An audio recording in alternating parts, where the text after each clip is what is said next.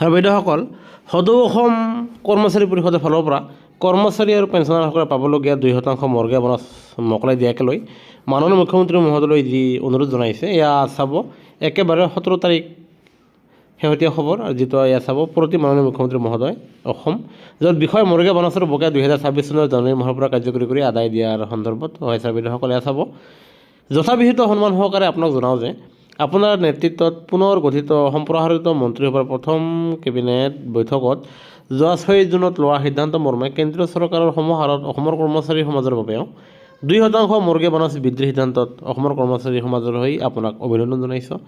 মহোদয়, যোৱাকালি বিত্ত বিভাগৰ ব্যৱস্থাপনা নিৰ্দেশনা নম্বৰৰ মৰ্মে কেন্দ্ৰীয় চৰকাৰৰ কৰ্মচাৰীসকলৰ সমাহাৰত 2026 চনৰ জানুৱাৰী মাহৰ পৰা কাৰ্যকৰী হোৱাকৈ বকেয়া বিষয়ত কোনো স্পষ্ট নিৰ্দেশনা নথকাত অসমৰ কৰ্মচাৰী সমাজ হতাশ হৈ পৰিছে।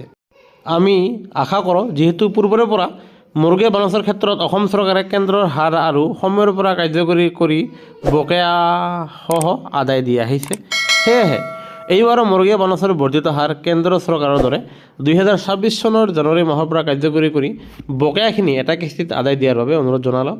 আশা কৰোঁ মৰ্গে বনাছৰ বৰ্ধিত হাৰ 2026 চনৰ জানুৱাৰী মাহৰ পৰা কাৰ্যকৰী হোৱাকৈ একেটা কিস্তিতে আদায় দিয়াৰ নিৰ্দেশনা প্ৰেৰণৰ বাবে অতি শীঘ্ৰে আদেশ দিয়াৰ বাবে বিনম্ৰতাৰে অনুৰোধ জনালোঁ। আৰু এয়া সদৌ অসম কৰ্মচাৰী পৰিষদৰ ফালৰ পৰা যিহেতু এইবাৰৰ নিৰ্দেশনাত 2% প্ৰাইচি থাকে, কিন্তু 5 মাহৰ এৰিয়াৰৰ কথাটো উল্লেখ নাই, অন্যান্য বাৰতো 5% মৰ্গে বনাছৰ কথাবিলাক উল্লেখ থাকে।